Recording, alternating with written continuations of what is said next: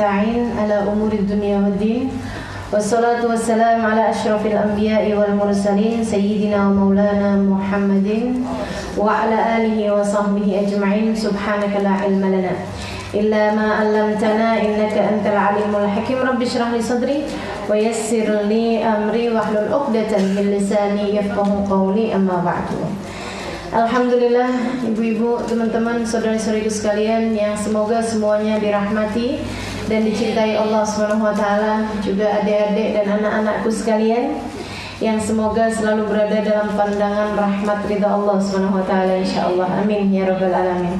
Hari ini kembali kita mengikuti kajian dan insyaallah kita akan membahas mengenai perjalanan panjang yang akan kita tempuh dalam kehidupan kita ke depannya, berdasarkan dari apa yang Allah SWT sebutkan dalam Al-Quran sebagai wahyunya, juga berdasarkan dari hadisnya baginda kita Nabi besar Muhammad sallallahu alaihi wasallam yang beliau ceritakan kepada para sahabat-sahabatnya mengenai apa yang akan kita jelang ke depan nanti. Dan masa depan yang ini adalah masa depan yang paling pasti. Masa depan yang pasti, teman-teman sekalian. Kalau masa depan yang orang-orang selalu sebutkan itu sebenarnya nggak pasti. Nah, nanti kamu akan besar. Nanti kalau kamu besar, kamu akan bekerja. Nanti kalau sudah dewasa, kamu akan menikah. Tunggu dulu. Besar, pasti apa enggak? Nggak pakai mikir jawabnya. Anak kecil akan menjadi besar pasti apa nggak pasti? Nggak pasti. Ada yang meninggal dunia masih kecil kok. Kan begitu?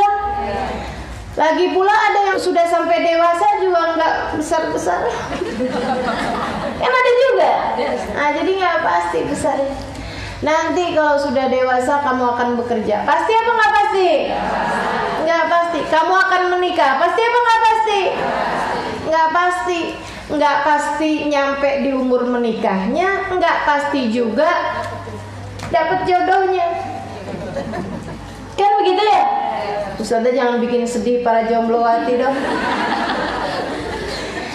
Teman-teman sekalian saya muliakan. Nah itu gitu. Jadi memang nggak ada yang pasti, nggak ada yang pasti di atas muka bumi ini kecuali mati dan kehidupan yang sesudahnya.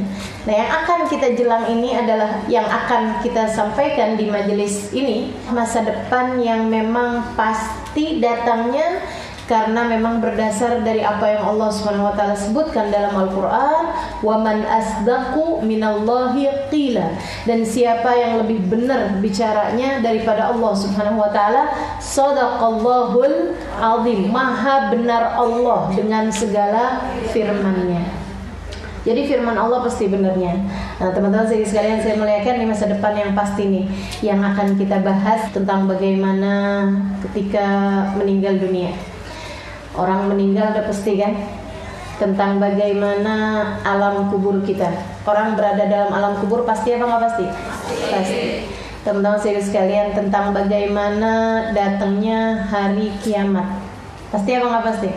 Pasti. Idza waqa'atil, tentang apabila sesudah kiamat terjadi padang mahsyar. Pasti apa nggak pasti? Dimulai dari hari perhitungan, kemudian hari pembalasan, kemudian tatoyuri suhuf ya, diberikannya catatan amal-amal kita, kemudian lagi ada syafaat dari orang-orang besar, terutamanya dari baginda kita Nabi besar Muhammad sallallahu alaihi wasallam, ada sirat hingga kemudian ada surga dan ada pula neraka. Semoga Allah jadikan kita tempat kembali kita semuanya adalah tempat-tempat yang menyenangkan insyaallah. Amin ya rabbal alamin. Baik teman-teman sekalian yang saya muliakan, itu yang insyaallah akan kita bahas. Mudah-mudahan jadi pembelajaran yang baik bagi kita sekalian, dan juga mudah-mudahan, harapan saya nggak kecil, harapan saya agar menjadikan masa depan kita semuanya cerah ceria insyaallah. Masa depan kita semuanya menjadi masa depan yang penuh dengan kebahagiaan insyaallah. Masa depan kita semuanya penuh dengan keberkahan insyaallah dalam rahmat ridha Allah Subhanahu wa taala sampai hari perjumpaan kita dengannya dan memasuki surga Allah Subhanahu wa taala dalam keadaan mendapatkan keridhaannya. Amin ya rabbal alamin. Maka di pertemuan kali ini kita akan bahas mengenai kematian. Dan sebelum itu, yuk kita kembali baca suratul Fatihah. Kita minta kepada Allah Subhanahu wa taala semoga kematian kita husnul khatimah. Kita minta kepada Allah Subhanahu wa taala ilmu yang kita dapat menjadi ilmu yang bermanfaat, ilmu yang membawa kepada kebahagiaan, kesenangan, surga dan husnul khatimah. Ala hadhihi niyyah bikunya salihah jami'ah syamilah la hadratin Nabi Muhammad sallallahu alaihi wa ala alihi wasallam. Dan juga kita doakan keluarga kita, orang-orang yang kita sayangi, semoga seperti itu juga, dimatikan semuanya dalam husnul khatimah. Ala hadhihi niyyah bikunya salihah ila hadratin Nabi. Al-Fatihah.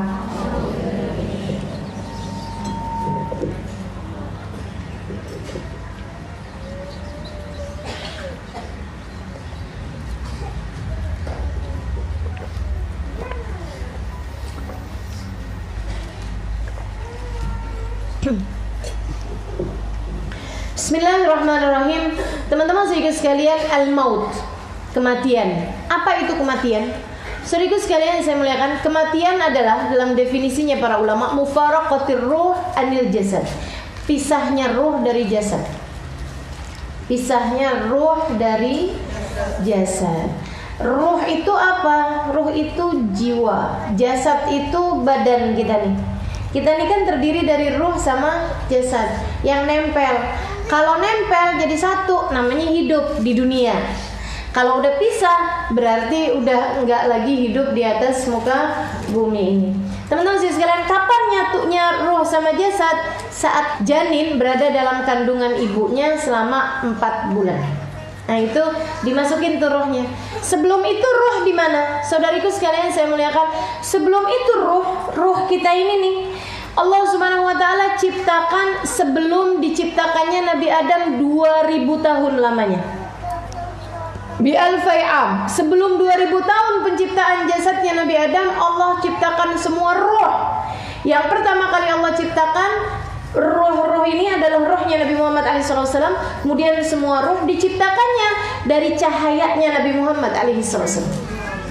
Wa minhu tafarra'al wujudu khalqan ba'da khalqin fima hadatha wa ma taqaddam. Dari cahayanya Nabi Muhammad SAW itulah kemudian diciptakannya segala sesuatu yang ada di alam semesta, termasuk ruh, baik yang terdahulu maupun yang akan datang, baik yang dulu-dulu ataupun yang akan datang. Jadi yang pertama kali Allah ciptakan cahayanya Nabi Muhammad. Dengan cahaya itu diciptakannya alam semesta, diciptakannya bangsa malaikat, diciptakannya surga, diciptakan neraka, diciptakan lauhul mahfuz, diciptakan kursi, arsy, segala macam dari cahayanya Nabi Muhammad. Termasuk Allah Subhanahu wa taala menciptakan ruh kita, teman-teman sekalian. Ruh itu diciptakannya barengan. Jadi kalau umurnya ruh kita, antara umur ruh kita sama umur ruhnya kakek kita seumuran. Kalau bicara ruh, antara kita sama cucu kita, antara kita sama cicit kita, itu ruhnya seumuran, teman-teman sekalian. Gak ada yang lebih tua ataupun gak ada yang lebih muda. Semua ruh umurnya sama kalau bicara tentang ruh. Jadi kita seumuran semua nih, termasuk sama Nabi Adam alaihissalam. Tua bener kita ya. Umurnya ruh kita nih tua sekali, teman-teman sekalian. Habis diciptakan, Allah Subhanahu wa taala kemudian ngajak bicara sama ruh. Kata Allah Subhanahu wa taala, "Alastu bi rabbikum?" Bukankah aku adalah Tuhan kalian? Semua ruh menjawab, "Bala wa rabbina." Iya ya Allah, Kau adalah Tuhan kami semua. Dan itu teman-teman sekalian, Nabi Muhammad mengatakan dalam salah satu hadisnya yang boleh dirujuk di kitab Anwar Muhammadiyah, beliau mengatakan, "Ana awal man qala bala." Aku adalah ruh pertama yang menjawab bala ketika Allah Subhanahu wa taala bertanya, "Alastu bi rabbikum?" Bukankah aku adalah Tuhan kalian? Ruhnya Nabi Muhammad langsung bersegera, "Bala wa rabbina."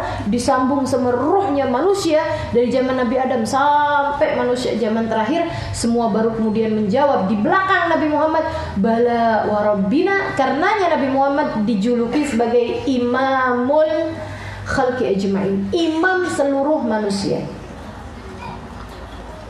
Teman-teman saudaraku sekalian saya muliakan, Nabi Muhammad disebut imamul anbiya wal mursalin, imamnya para nabi dan para rasul, imamnya semua manusia.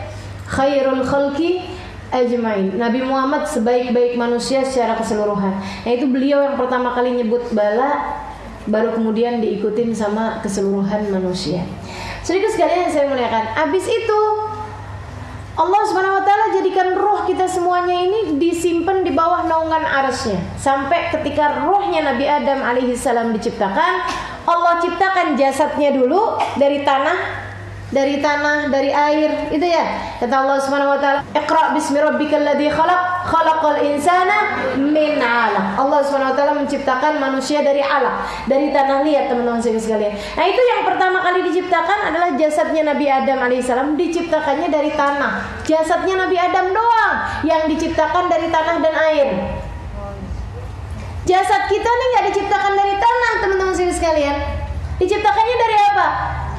Dari sperma ayah kita bersatu dengan indung telurnya ibu kita, kan begitu.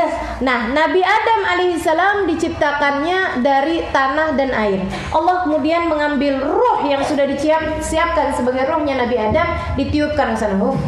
Wa nafakhtu fihi ruhi, aku tiupkan kepadanya ruhku, kata Allah SWT dalam Al-Quran. Jadilah Nabi Allah Adam alaihissalam. Allah ketika menciptakan Sayyidah Hawa, teman-teman sekalian, jasadnya. Kalau ruhnya kan memang udah diciptakan duluan. Ketika Allah Subhanahu wa taala menciptakan jasadnya Siti Hawa, Allah Subhanahu wa taala menciptakan jasadnya Siti Hawa dari tulang rusuknya Nabi Adam. Dan itu Siti Hawa doang.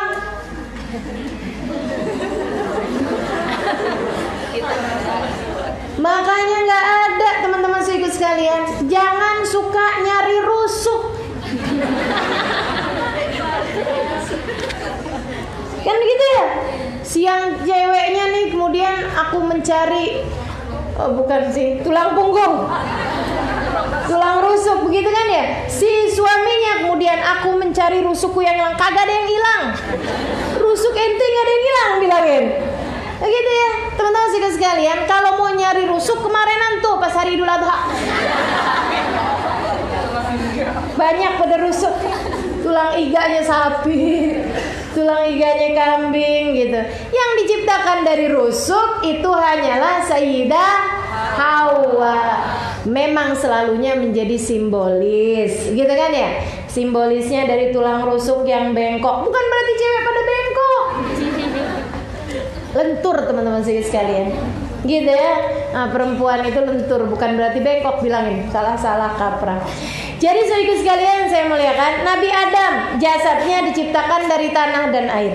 Siti Hawa jasadnya diciptakan dari tulang rusuknya Nabi Allah Adam alaihissalam. Makanya kabarnya Siti Hawa tuh tiap Nabi Adam rada jalan-jalan di surga rada jauhan, pulang-pulang diliatin tulang rusuknya.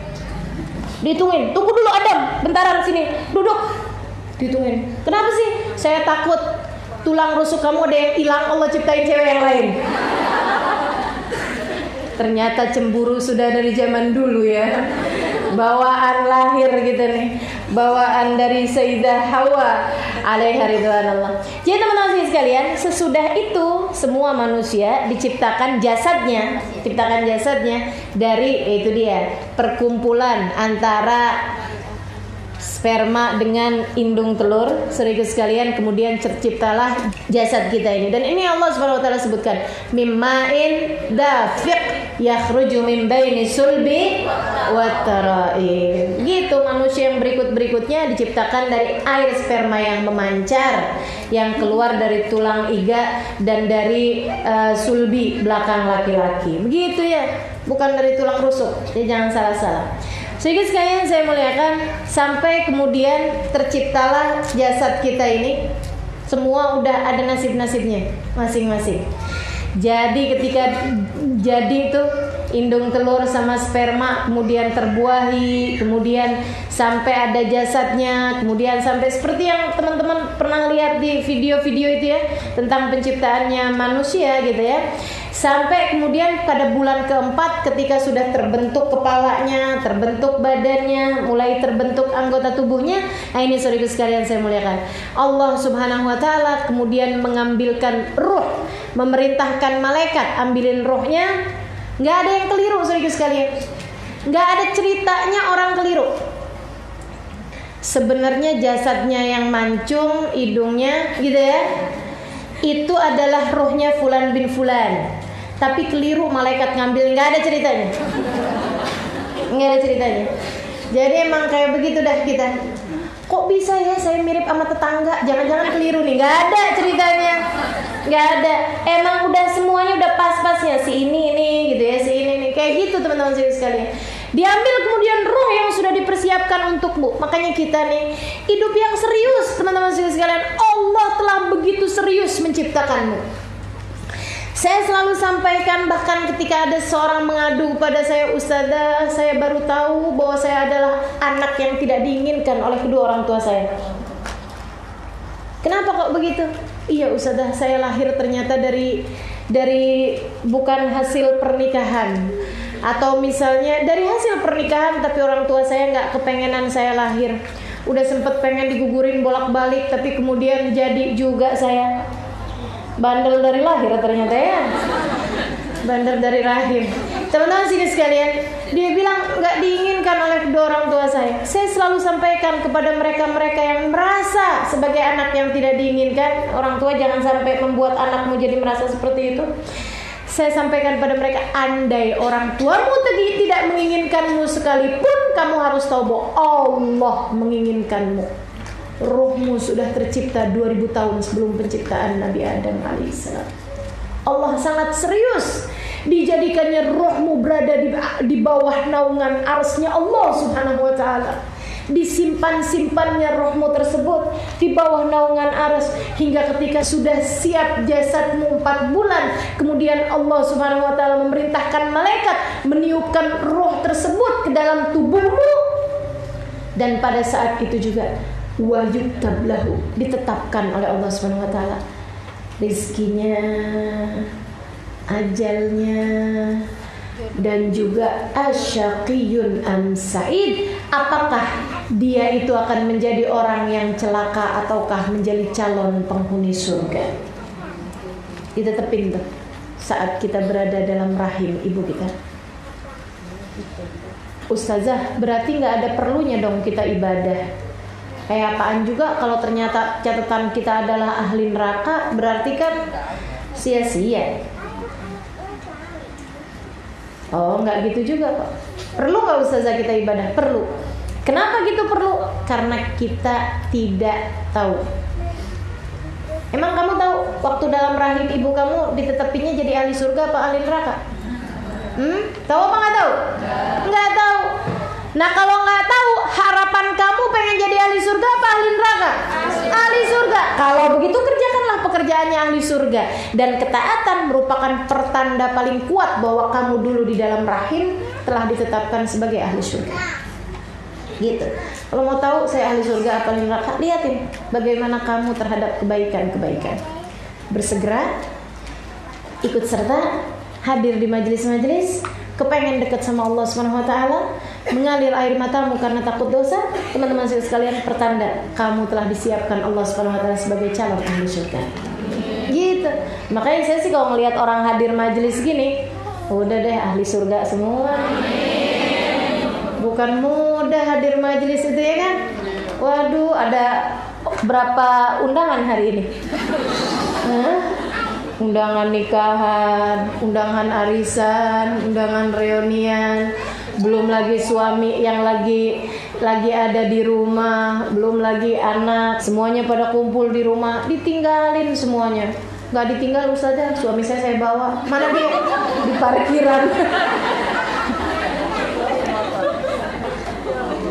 Bukan dibawa ya, ikut namanya, bukan dibawa. Jadi teman-teman sekalian saya muliakan, Seperti itu gitu. Tanda-tanda kebaikan. Kenapa kita perlu berbuat kalau memang sudah ditetapkan ketetapan surga neraka kita dan sejak kita berada dalam rahim ibu kita 4 bulan adalah karena saudaraku sekalian kita tidak tahu. Kan nggak tahu, maka berbuatlah. Ustazah kalau ada orang tahu, nggak ada orang tahu. Beneran dah Ustazah dia tahu. Tahu dari mana? Dia ngobrol sama malaikat. Kan enggak gitu. Dia dapat mimpi. Mimpi kan bisa iya bisa enggak. Kan begitu ya?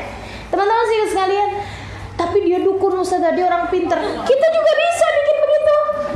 Betul nggak? Teman-teman sih sekalian. Nggak ada orang dia bisa baca masa depan.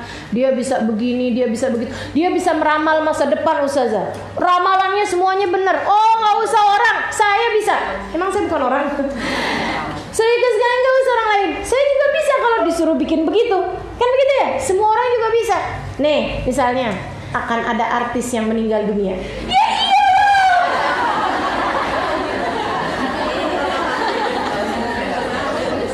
Nah artisnya banyak begitu terus kagak ada yang mau meninggal gitu.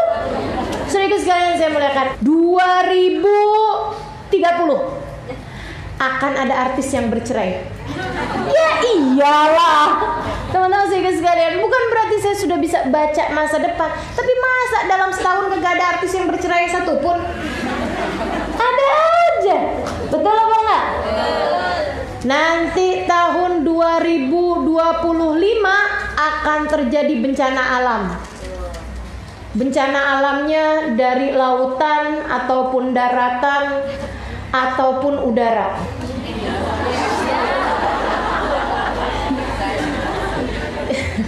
Terjadi apa nggak kira-kira? Terjadi. Wah pas lagi gempa, Ustazah Halimah ramalannya bener. Udah deh.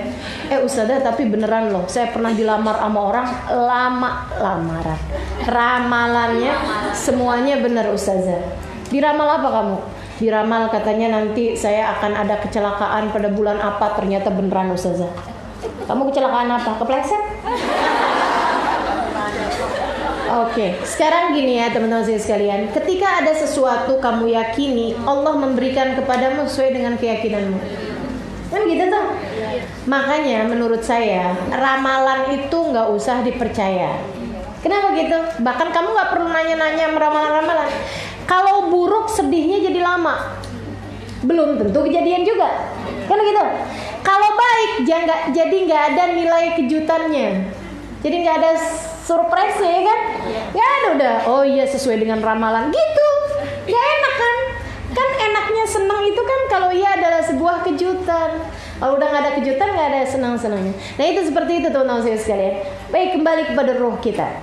Habis 5 bulan dalam kandungan, tepatnya ketika kita sudah berusia 9 bulan dalam kandungan ibu kita, berarti kan umur rohnya baru 5 bulan. Iya kan? Umur jasadnya 9 bulan. Umur ruhnya baru 5 bulan tuh. Makanya kalau saya ditanya, Ustazah mendingan bikin 4 bulanan apa 7 bulanan? Ya 4 bulanan. Karena itu adalah saat ruh kita ditiupkan, ruh seorang anak ditiupkan dalam rahim ibunya, dan saat kemudian pemberian catatan-catatan nasib anak tersebut, berdoalah dengan doa-doa yang baik, kumpulkan beberapa orang, bacakan doa-doa, karena doa dari banyak orang tentu saja lebih mustajab daripada kita berdoa dengan sendirian, sebab al-barakah ma'al jamaah. Teman-teman sekalian, keberkahan ada bersama dengan jamaah. Dalam 40 orang ada salah satunya yang doanya mustajab di sisi Allah SWT. Kumpulin orang, sekedaran baca Yasin, kenapa baca Yasin? Yasin 5 quri'at laha. Yasin tergantung niat bacanya mau buat apa. Begitu katanya Nabi Muhammad SAW. Kemudian bacakan beberapa dari ayat-ayat Al-Quran, bacakan sholawat kepada Nabi Muhammad SAW, baca maulid, baca burda, atau baca sholawat, atau baca apa aja gitu ya dari doa-doa. Kemudian kita niatkan dengan itu semuanya, semoga Allah SWT mengaruniakan nasib anak-anak kita punya nasib yang bagus-bagus, yang baik-baik. Sampai ketika kita 5 bulan sesudah itu, keluar dari atas muka bumi ini teman-teman sekalian. Ini roh nempel terus sama jasad dari mulai 4 bulan tuh. Roh nempel terus sama jasad, saudariku sekalian yang saya muliakan. Terus aja nempelnya sampai ke sendi-sendi, nempelnya sampai ke sumsum. Roh itu disimpan aslinya kayak cahaya tuh teman-teman sekalian. Ada tempat penyimpanan aslinya itu di dalam kolbun, di dalam hati manusia tuh. Nah, disitulah roh itu disimpan yang aslinya. Kemudian cahayanya dari roh tersebut atau biasnya, efeknya nyampe terus ke kepala, ke ini, semuanya dialirin sama roh kita. Kayak listrik tuh dialirkan cahayanya, skringnya listrik tuh, yang kalau turun semuanya, kalau naik semuanya. Nah itu skringnya itu sendiri di sini di dalam hati kita. Tapi kemudian semua alirannya mengalir sampai ke sudut-sudut dari jari-jari kita, sampai ke peredaran darah kita. Makanya begitu ruhnya nggak ada, ya matilah kita. Berhenti gerak semua anggota tubuh kita, karena yang menggerakkannya adalah roh tersebut, gitu ya. Roh ini dia nih. Nah ini teman-teman saya sekalian, jari saya bisa gerak-gerak, mata saya bisa lirik-lirik mana-mana, hidung saya bisa menghembus, bisa mengeluarkan, lisan saya bisa berbicara pada saat ini. Bersama dengan itu semuanya ada detak jantung yang terus memompa, ada aliran makanan yang terus tercerna, ada sel-sel dalam tubuh kita yang terus bekerja, ada darah yang terus mengalir, ada otak yang terus berputar. Teman-teman sekalian, ini semuanya adalah karena geraknya atau hembusannya roh yang ada dalam jasad kita. Begitu rohnya nggak ada, badan hanya menjadi bangkai. Maka cantikmu sebenarnya bukan ada pada wajahmu, tapi ada pada rohmu.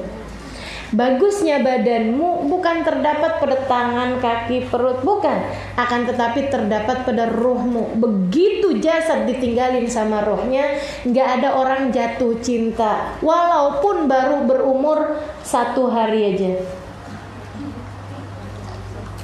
Ih, cakep banget, ya ampun, mayatnya udah berapa hari nih? Ada nggak? Nggak ada, teman-teman saya sekalian. Kamu akan tahu hakikatnya badanmu ketika ditinggalkan rohmu. Nah makanya yang penting itu bukan jasad kita. Jasad ini tunggangan, teman-teman saya sekalian. Yang penting adalah roh. Jangan yang dikasih makan cuman badan, jangan yang dipikirin cuman badan. Akan tetapi yang harus dipikirkan adalah rohnya, teman-teman saudaraku sekalian. Rohmu. Jadilah perhatianmu lebih penting daripada perhatianmu terhadap urusan badan.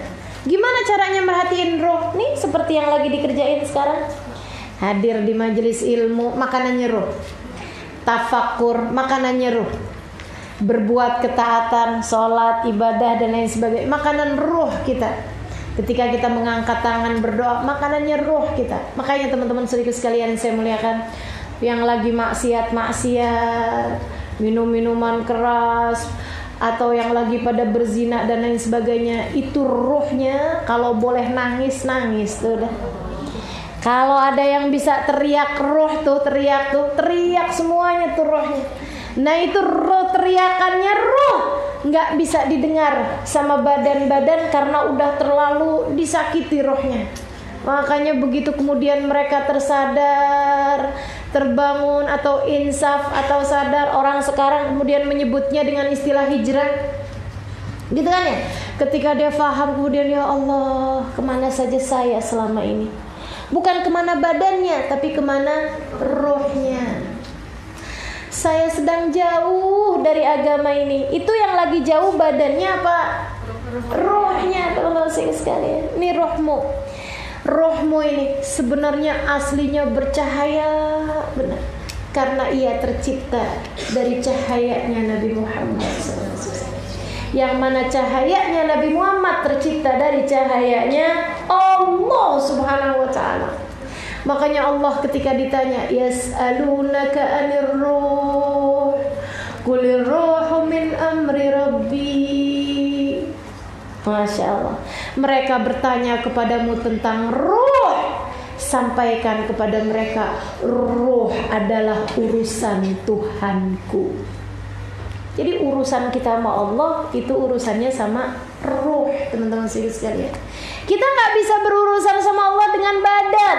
Badanmu kamu mau bikin sholat kayak apapun juga, lisanmu kamu pakai buat berzikir kayak apapun juga, kalau hatimu nggak nyambung sama Allah Subhanahu Wa Taala, kamu sholat hanya ingin biar cepet datang jodohnya, misalnya gitu ya, nggak ada nyambungnya sama Allah Subhanahu Wa Taala. Kamu berzikir hanya agar rezekimu ditambah, misalnya. Teman-teman sekalian, Allah melihatnya, oh kamu nggak menginginkan aku, kata Allah Subhanahu Wa Taala. Nah itu rohmu kemudian tidak sedang dalam keadaan taat kepada Allah Subhanahu Wa Taala. Kamu tidak dianggap oleh Allah Subhanahu Wa Taala.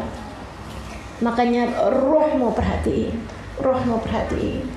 Pagi-pagi sebelum mikirin mau makan apa pagi hari ini, kita pikirin dulu bagaimana sholat subuhku hari ini. Adakah kamu bangun sebelum subuh, kemudian beberapa rakaat kamu mengangkat tanganmu kepada Allah, ya Allah, terimalah aku sebagai hamba-Mu. Ya Allah, jangan pernah Kau campakkan aku. Meski begitu banyak dosa telah aku lakukan di masa-masa yang dulu, ya Allah, sayangilah aku. Itu teman-teman saudaraku sekalian, rohmu perlu makanannya, perlu hubungannya sama Allah Subhanahu Wa Taala. Ia akan selalu kembali karena ia diciptakan dari cahaya Allah Subhanahu Wa Taala yang terbias dalam cahaya Nabi Muhammad SAW. Makanya roh nih, saudaraku sekalian saya muliakan, coba deh. Kalau pas kita lagi sholawatan, pas kita lagi cerita-cerita tentang Nabi Muhammad, roh tuh kayak santai, tenang, enak. Bahkan subhanallah, nggak berasa badan goyang dari santainya. Udah ditenangin lagi, astagfirullah kok goyang-goyang gini ya. Udah diam aja, lama-lama goyang lagi. Gak berasa goyang aja. Goyangmu kapan? Kalau sholawatan, kalau zikir, kan gitu ya. Subhanallah, teman-teman sekalian, itu santainya ruh. Senang karena memang aslinya dia terciptanya dari cahayanya Nabi Muhammad SAW. Ustazah, tuh orang-orang yang katanya sama Nabi nggak mau deket, nggak mau begini, nggak mau begitu, kenapa sih? Yang pertama, karena mereka nggak kenal sama Nabi Muhammad SAW, belum kenal sama Nabi Muhammad SAW. Yang kedua, karena mereka kebanyakan membunuh ruhnya, bunuhin rohnya mulu, nggak mau peduli, gitu kan? Nggak mau peduli, udah dikasih tahu, diiniin, nggak mau peduli. Diceritakan tentang Nabi Muhammadnya yang salah-salah. Nabi Muhammad hanya manusia biasa. Nabi Muhammad sudah meninggal dunia. Nabi Muhammad gitu. Padahal orang Islam yang asli, yang tidak terkontaminasi dengan hal-hal yang tidak baik. Teman-teman sekalian, saya jadi saksinya. Pergi kemana-mana saya, dari perdesaan yang benar-benar desa, nggak ada sinyal telepon, saudaraku sekalian yang saya mau, di pedalaman Madura, di pedalaman Kalimantan sana, di pedalaman mana. Saya kalau bingung mau cerita apa sama mereka, mau menyampaikan apa yang kira-kiranya nyambung dalam pikiran mereka, nggak usah susah saya hanya perlu bercerita kepada mereka tentang Nabi Muhammad SAW. Dan tunggulah 5, 10 menit, 15 menit, air mata mereka berderayan karena ruhnya rindu kepada Rasulullah SAW. Saudaraku sekalian yang saya muliakan, ruh yang mengikuti Nabi Muhammad SAW, ruh yang la ilaha illallah Muhammad Rasulullah, akan selalu mencari Allah dan Rasulnya sebagai yang dapat mengenyangkan ruhnya. Gitu pasti. Jadi kalau ditanya apa sih hubungan kita sama Nabi Muhammad, hubungannya bukan hubungan jasad teman-teman sekalian, tapi hubungannya ruh. Kok saya biasa-biasa aja ya sama Nabi? Buruan kembalikan ruhmu untuk lebih mencintai Rasulullah SAW. Kembalikan ruhmu untuk lebih mengenal Allah Subhanahu wa taala sebagai yang telah menciptakan ruhmu, sebagai yang asal dari ruhmu tersebut bermula dari Allah Subhanahu wa taala. Jadi gitu, kulir rohu min amri rabbi. Gitu ya. Bahkan dari anak-anak kecil ceritain tentang Nabi Muhammad. Enggak usah dah, anak saya lebih tertarik diceritain tentang kancil dan buaya. Atau kalau zaman sekarang Cinderella, ya, princess, kan begitu tuh. Nah ini karena sudah terkontaminasi sama TV-TV apa itu. Kamu jangan sampai mau anak-anakmu kemudian menjadi seperti diri-diri kita, gitu ya, yang akhirnya kemudian baru kenal urusan agama, kedekatan dengan Allah dan Rasulnya di saat sudah dewasa. Nah kan dari sejak kecil biar ruhnya selalu berbahagia, nggak nyari-nyari lubang yang hilang, nggak nyari-nyari puzzle untuk memenuhi yang kosong-kosong dari ruang hatinya, sebab roh akan selalu mencari yang kosong tersebut yang tidak bisa terpenuhi kecuali dengan hubungan dengan Allah dan hubungan dengan Rasulullah SAW. Dua kotak dari la ilaha illallah dan Muhammad Rasulullah. Nah ini nih roh kita nih terus nempel terus teman-teman sekalian sampai dah datang ajalnya. Ada yang dikasih panjangan, ada yang dikasih pendekan, tapi semuanya dikasih waktu hidup di atas muka bumi ini. Semacam semua dari kita nih dikasih tasbih. Begitu keluar di atas muka bumi dikasih tasbih. Tasbihnya berupa hari-hari kita. Ada yang dikasih panjang bener, ada yang dikasih pendek, ada yang dikasih sedengan, gitu ya. Tiap hari, satu hari berlalu kita ambil tuh satu biji tasbih, set. Satu hari lagi berlalu kita ambil, set. Satu hari berlalu kita ambil, set. Nanti nyampe juga di bongkolnya, di ujungnya. Begitu ya, begitu nyampe ke ujungnya, set, malaikat Israel datang menjemput kita. Segala macam, ada yang pakai sakit, ada yang pakai kecelakaan, ada yang nggak pakai sakit, nggak pakai kecelakaan. Waktu ditanya sama dokter, kenapa ya mendadak meninggal dunia? Dokternya bilang karena jantung. Ya iyalah, orang kalau meninggal dunia jantungnya berhenti. Kenapa dia meninggal dok? Serangan jantung.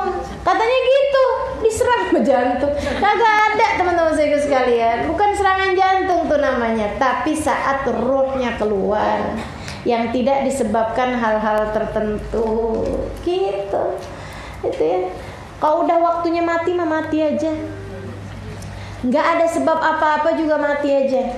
Kalau gitu kita nggak perlu jaga kesehatan. Ya salah. Kamu mau hidup dalam keadaan sakit? Kan gak enak ya. Biar ibadah kita enak, menjalankan fungsi kita sebagai hamba Allah Subhanahu wa taala, khalifatan fil ard, sebagai penghuni di atas muka bumi ini, maka teman-teman saudara sekalian saya muliakan, kita harus jaga kita punya kesehatan agar hidup kita menjadi hidup yang maksimal. Gitu. Saudara sekalian sampai ketika datang ajalnya, ya emang waktunya ada yang dikasih sakit dulu sebagai penyebabnya, ada yang dikasih kecelakaan seperti yang tadi saya sampaikan, tapi nggak bisa maju, nggak bisa mundur. Makanya teman-teman saudara sekalian, ada yang sakit suaminya meninggal istrinya. Bukan berarti malaikat keliru. Soalnya dia lagi baringan di tempat tidur suaminya ustazah. Pas suaminya lagi dibawa pergi ke dokter, kali malaikat kirain dia lakinya. Nggak ada ceritanya. Wahum la yufarritun, kata Allah Subhanahu wa taala. Idza ja'at ajaluhum yatawaffawna rusuluhum wa hum la yufarritun. Apabila datang ajal menjemput mereka, kami utuskan para utusan-utusan kami, tawaffat rusuluna, kami akan utus para utusan-utusan kami mencabut nyawanya, wa hum la yufarritun, dan malaikat tersebut enggak akan pernah keliru. Enggak akan pernah keliru. Jadi ustazah, kalau kemudian lagi bom meletus gitu terus banyak orang meninggal dunia tuh, itu gimana ceritanya tuh? Ada juga yang selamat ustazah. Kali malaikatnya nggak keburu kali ya. Tuh nggak kelihatan gitu. Lagi nyabut-nyabutin nyawa. Cut, oh ya gitu dok. Cut. Ya Allah, dikirain malaikatnya nggak keren. Dikirain malaikatnya nggak canggih. Teman-teman saudara sekalian, bukannya satu malaikat mencabut nyawa beberapa orang. Kamu keliru. Yang ada pada faktanya adalah satu orang dicabut oleh beberapa malaikat. Jangan salah, malaikat itu jumlahnya sangat banyak. Oh, bukan Israel, Ustazah. Israel pemimpin departemennya, menterinya, menteri departemen kematian, ya, membawahi banyak sekali. Ustazah, tapi kadang-kadang tuh ya suka ada musimnya yang meninggal dunia daerah situ banyak banget dah. Kayaknya tuh malaikatnya lagi banyak beroperasi di situ gitu. Ini dikirain malaikatnya tuh nggak canggih. Saudara sekalian, canggih yang namanya malaikat. Dimanapun saja kamu akan didatangi. Nggak bisa lari, nggak bisa menghindar, saudara sekalian. Al-barazal ladina kutiba alaihimul qatlu ila madaji'ihim. Kata Allah Subhanahu wa taala, kamu takut nggak mau perang karena takut mati. Kamu keliru, kata Allah. Kalau sudah kematian nyampe kepada kalian, maka kematian akan datang bahkan di atas tempat tidur kalian. Sehingga sekalian, sampai ada begitu habis kecelakaan pesawat jatuh, semua orang pada takut naik pesawat, takut mati. Akhirnya kemudian mereka naik kereta api. Kereta api ada yang tabrakan juga, pada mati juga. Naik mobil, padahal kecelakaan mobil yang paling banyak, kan begitu ya? Begitu tahu faktanya kecelakaan mobil yang paling banyak, nggak mau pergi kemana-mana. Padahal kalau dicari-cari, dilihat-lihat, terbanyaknya kebanyakan orang meninggal di atas tempat tidur. Jangan tidur deh.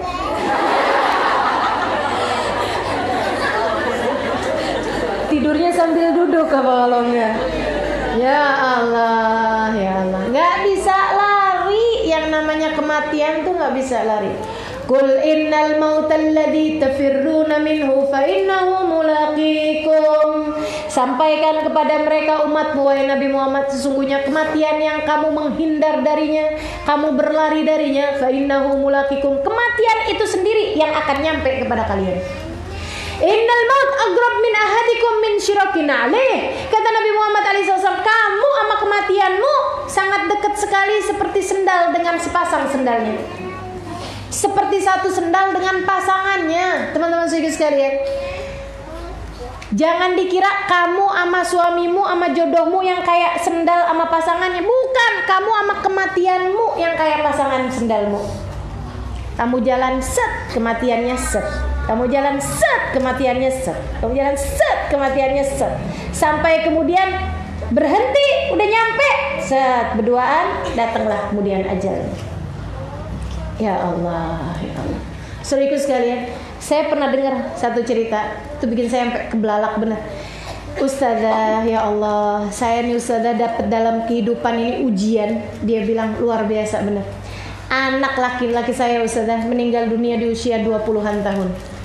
Saat dia lagi baru habis sekolah pilot, teman-teman sekalian. Udah selesai sekolah pilot kemudian meninggal dunia. Saya bilang, "Oh, lagi nerbangin pesawat." "Enggak, Ustazah." Enggak lagi nerbangin pesawat." "Terus lagi apaan?" Saya bilang. "Enggak ada sebab apa-apa. Meninggal gitu aja." Dia lagi liburan sama teman-temannya. "Oh, meninggal di..." "Enggak ada, Ustazah." Dia lagi liburan sama teman-temannya, enggak terjadi apa-apa, lagi senang-senang. Sampai kemudian malam hari itu dia telepon saya. Saya sampai godain dia karena dia ceria banget gitu. Saya sampai tanya gitu sama dia, "Kamu kok senang amat sih, Dek? Kalau lagi jalan sama teman-teman, kalau lagi jalan sama mama, sama papa kayaknya biasa-biasa aja." "Ma, saya senang juga kok jalan sama mama, sama papa, tapi sama teman juga kan ada kesenangan lain gitu." Dia bilang dia udah pokoknya seneng banget lah gitu. Tanyain keadaan saya semuanya, minta oleh-oleh apa ini segala macam. Perginya ke Jogja, nggak jauh-jauh juga gitu ya. Abis gitu kemudian nggak lama dia terima telepon, tutup teleponnya. Dia bilang, "Ustazah, besok paginya subuh-subuh," dia bilang, "saya dapat telepon dikasih kabar kalau anak saya meninggal." Saya Ustazah yang namanya bingung, nggak ngerti gitu, kenapa meninggalnya gitu. Dia bilang nggak ada, lagi ngobrol-ngobrol sama teman-teman. Abis itu dia kemudian, "Yuk kita tidur." Dia naik ke atas tempat tidur, pagi-pagi udah nggak bangun. Dia bilang, saya kemudian nanya sama dokter, kenapa dok? Apa ada penyakit yang kita nggak tahu ini apa segala macam? Kata dokternya, dan ini yang bikin saya terbelalak.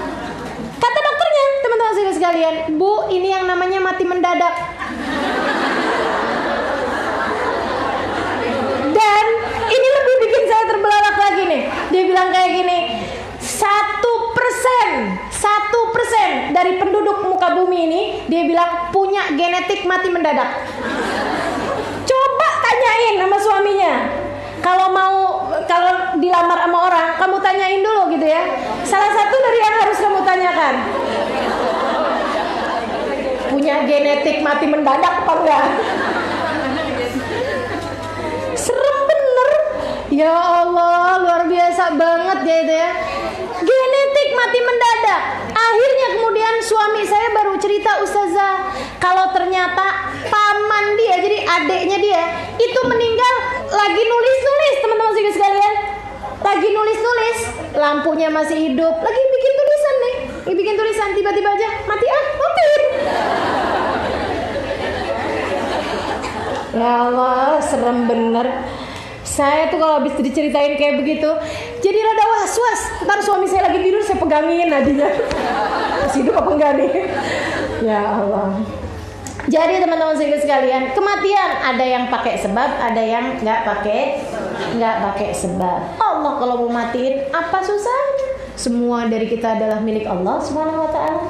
Nah itu yang namanya roh kita ini. Dan ketika meninggal dunia, itu nggak terjadi apa-apa sebenarnya, kecuali rohnya dipisah sama jasad. Jadi tinggal diambil rohnya. Ketika terjadinya pencabutan roh itu yang namanya sakaratul maut, masa pencabutan roh. Sebentar kan Ustazah, tiba-tiba meninggal gitu orang. Oh, kamu nggak tahu aja. Dalam masa yang sebentar itu, sakitnya sakaratul maut hingga rasanya terasa lama sekali. Bahkan yang kamu lihat, peluru menembus kepala dalam hitungan sepersekian detik, kemudian tubuh terbujur di atas tanah, kemudian merenggang nyawa seperti itu sampai kemudian meninggal dunia. Itu dia saat sakaratul mautnya, saat merenggang nyawanya, teman-teman sekalian. Itu saat malaikat mencabut nyawanya, dan itu lamanya luar biasa dari sakitnya. Kita kalau lagi sakit, 1 menit dari orang yang sedang sakit gigi dengan 1 menit dengan orang yang sedang sibuk di handphone ngelihat komedi di YouTube misalnya yang bikin dia ketawa-ketawa, rasanya beda apa sama? Beda, teman-teman sekalian. Rasanya orang yang lagi kesakitan 1 menitnya dengan 1 menitnya orang yang lagi senang, beda bener rasanya. Bahkan malam rasanya ingin menjadi semakin panjang bagi orang-orang yang sedang malam pertama. Kan gitu ya? Tapi rasanya malam enggak cepet-cepet, enggak pagi-pagi gitu buat orang yang sedang dalam keadaan putus cinta.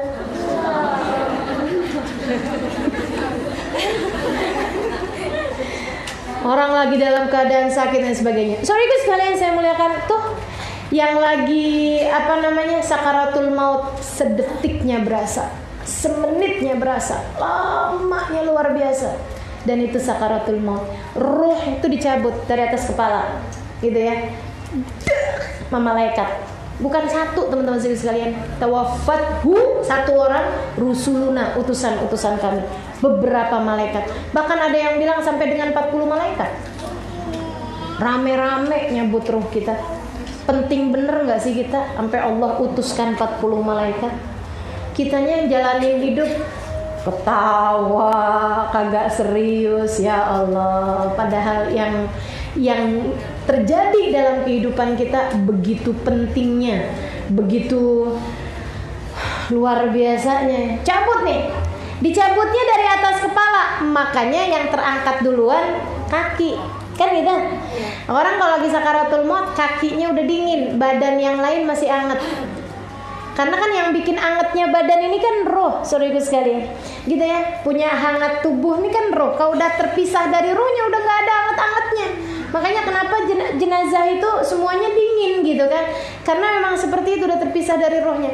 Cabut, begitu ya, cabut dari ujung jari kaki sampai ke lutut. Itu satu sakroh, satu hentakan kematian.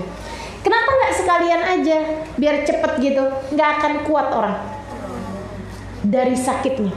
Ini yang katanya Sayyidina Ali bin Abi Thalib, la darbah bisayf 30 darbah ahab ilayya min sakrah min sakaratul maut. Badan saya dicincang-cincang pedang sampai 30 kali cincangan pedang lebih aku sukai daripada satu sakrah dari sakaratul maut. Sesudah aku diberitahu tentang seperti apa sakitnya sakaratul maut. Teman-teman sekalian, kebayang kalau ada sesuatu hal yang udah nempel sama kita tahunan, kalau dicabut sakitnya kayak apaan? Kan begitu ya? Nah ini udah berapa puluh tahun nih jasad kita ini tertempel sama ruh, sampai ke sela-sela ujung-ujung jarinya, sampai ke semuanya bagiannya. Jadi di saat dicabut, ya Allah sakit. Cabut, diberhentiin waktu sampai lutut. Malaikat bilang, tungguin, bentar, istirahatin dulu. Habis itu cabut lagi sampai ke pusat. Sakitnya luar biasa. Itu memang jenis sakit. Maksudnya sama kayak kita sakit kepala. Makanya kalau ada orang yang bilang, ya Allah, jangan berikan kepadaku sakit sakaratul maut. Itu sama aja kayak gini. Ya Allah, jangan berikan kepadaku sakitnya sakit kepala. Kalau nggak sakit namanya bukan sakit kepala. Jelas? Yang ada adalah, ya Allah, ringankanlah sakitnya sakit kepalaku. Kan begitu? Makanya doanya, Allahumma hawwin alaina fi sakaratil maut. Ya Allah, hawwin, ringankan ya Allah, ringankan sakitnya sakaratul maut. Diringankan. Itu teman-teman saya sekalian, bahkan Nabi Muhammad pun merasakan sakitnya sakaratul maut. Itu kita tahu bahwa memang sakaratul maut sebagai salah satu jenisnya sakit, bukan balasan amal, bukan balasan amal. Sebab kalau balasan amal, Nabi nggak bakalan dikasih sakit sakaratul maut. Nabi nggak punya dosa, amalnya semuanya bagus, kan begitu ya. Jadi sakaratul maut salah satu dari jenisnya sakit yang memang harus kita rasakan, saudara sekalian. Dan semua sakit di atas muka bumi ini ngapusin dosa, termasuk sakitnya sakaratul maut. Juga ngapusin dosa-dosa kita juga gitu. Udah banyak dosa yang berguguran di saat sakaratul maut kita itu. Kalau kita matinya husnul. Saya ceritakan, selain dari sakaratul maut ada lagi yang terjadi yang lain, yang lebih mengerikan dari sakitnya sakaratul maut. Bentar, saya masih lagi menceritakan sakaratul maut. Jadi teman-teman sekalian, nyampe nih, dicabut nih ruh ini, tercerabut semuanya sampai ke sel-selnya, sampai ke semuanya, diberhentiin sampai di pusar, kita. Habis itu kemudian berhenti dulu, sebentar. Dia nggak bakalan tahan kalau sakit kayak begitu. Kemudian dicabut lagi. Dan itu sakit yang paling sakit, yaitu ketika nyampe di ulu hati. Sebab sumbernya, sekringnya dari sana. Sakitnya luar biasa teman-teman sekalian. Mudah-mudahan Allah ringankan sakit. Karena ada sebagian orang yang justru malaikat ketika tahu orang ini sukanya dalam hidup main-mainin agama, orang ini waktu hidup sukanya bermain-main dengan Allah Subhanahu wa taala dan bermain-main dengan kita semua. Kata malaikat Raqib Atid, ini kerjaannya main-main mulu nih dia nih. Saya sampai capek, kata malaikat Atid. Kata malaikat Raqib, saya sampai nganggur. Sekarang saatnya kita buat main-mainin dia. Jadi ruhnya dicabut, balikin lagi, cabut, balikin lagi. Ya Allah, nggak pakai digituin aja setengah mati sakitnya. Pagi cabut, balikin. La ilaha illallah. Abah saya sampai cerita. Kata abah saya, kamu tahu nggak Nok? Abah saya ngomongin saya nak gitu ya. Kamu tahu nggak Nok? Kenapa orang, mohon maaf ya, kenapa orang Kristen itu kalau meninggal dunia hari Senin dikuburinnya hari 3 hari kemudian, 4 hari yang kemudian, bahkan seminggunya kemudian baru dikuburin. Iya, kenapa itu, Bah? Saya bilang gitu, karena mereka mau pasti orang itu udah meninggal. Ada banyak di antara mereka Abah pernah lihat katanya. Abah pernah lihat orang lagi sakaratul maut, orang non muslim. Dia bilang itu dikurung, dimasukin ke dalam kamar, dikunciin dari luar. Tutupin dari luar. Kenapa? Kayak ayam habis dipotong tuh. Wah, kesakitan sampai barang-barang pada jatuhan. Dia bilang gitu. Sampai kalau udah berasa tenang disamperin lagi, wah kayak gitu lagi. Dia bilang nanti kok udah benar-benar tenang dan mereka lihat, nah ini udah tenang beneran nih, udah meninggal dunia. Makanya mereka nggak berani nguburin hari itu juga. Barangkali mereka sengaja untuk melama-lamakan penguburannya untuk juga memastikan bahwa orang tersebut telah benar-benar meninggal dunia. Itu kata abah saya, belum tentu benar. Maksud saya sebabnya kenapa sampai 7 hari baru dikuburin, 3 hari baru dikuburin, belum tentu itu sebabnya juga, gitu ya. Tapi kata abah saya mungkin itu salah satu sebabnya, karena memang mereka itu buat pasti bahwa orang itu meninggal tuh nggak cepet, gitu. Dari keseringannya sakaratul mautnya dalam keadaan yang tidak mudah. Semoga Allah mudahkan sakaratul maut. Sampai ke ulu hati. Saudara sekalian saya muliakan, dari ulu hati dicabut sampai ke tenggorokan. Nah, tuh kalau udah nyampe ke tenggorokan, saudara sekalian saya muliakan, itu akan dibukalah apa yang tidak terlihat selama ini. Termasuk diperlihatkan kepadamu, kepadaku, saat ruh sampai di tenggorokan, di mana tempat kembali kita pada saat itu. Di mana akan menjadi tempat kembali kita. Itu kelihatannya di saat ruh nyampe di tenggorokan. Dibuka semuanya. Ada yang melihat tempat kembalinya surga. Fayashtaq liqa'a rabbih. Begitu melihat, senang benar. Wah ya ampun, Imam Syafi'i itu. Wah ya ampun, Sayyidah Fatimah tuh. Makanya teman-teman sekalian, kenapa orang kalau meninggal dunia matanya selalu melihat ke atas? Karena dia di saat ruh nyampe ke tenggorokan, dibuka tempat kembalinya melihat ke atas. Dibuka di atas langit sana tempat kembalinya kemana. Maka begitu dilihatkan surga sebagai tempat kembalinya, waduh, girangnya luar biasa. Dia yang asalnya masih kepikiran anaknya ada yang belum nikah. Dia yang asalnya kepikiran kalau saya meninggal dunia suami saya kawin lagi apa enggak, sama perempuan yang baik apa enggak sama anak saya. Begitu ngeliat tempat kembalinya surga, bodoh amat gitu. Saya nggak peduli kayak gitu apa yang akan terjadi, senangnya. Oh masya Allah, dia pun begitu berbahagia. Nah itu dibukanya itu saat ruh nyampe di tenggorokan, mau keluar ke belakang ini, ke ujung kepala nih udah tinggal sejengkal ini aja. So itu sekalian yang saya muliakan. Nah itu saat masih di kaki belum dibuka, kecuali oleh kepada orang-orang yang terpilih di sisi Allah SWT. Tapi nanti tuh kalau udah sampai di tenggorokan, semua orang bakal lihat, termasuk yang tempat kembalinya adalah neraka. Yang asalnya nenggak baygon, kepengen mati, iya kan ya? Nenggak baygon nih, udah pengen mati, udah nih. Sampai ruhnya ketika nyampe di tenggorokan, ngelihat tempat kembalinya adalah neraka. Balik lagi Allah, balik lagi Allah. Yang asalnya pengen mati setengah mati, sekarang pengen hidup setengah mati, dan mereka sudah tidak lagi diizinkan oleh Allah SWT. Ya Allah, bayangin ya kalau pas lagi dibuka gitu ngeliat tempat kembali kita neraka kayak apa coba. Dan itu nggak ada waktunya buat balik, teman-teman sekalian. Ditutup pintu taubat kita, udah nggak bisa lagi buat balik. Itu pintu taubat kita tertutup indal ghargharah, ketika nyawa sampai di tenggorokan. Sering dengar kan? Itu dia yang dimaksudkan. Sebab saat itu dibukalah tempat kembali kita seperti apa. Kita lihat orang-orang yang sudah meninggal dunia. Kita lihat alam-alam yang selama ini kita nggak lihat.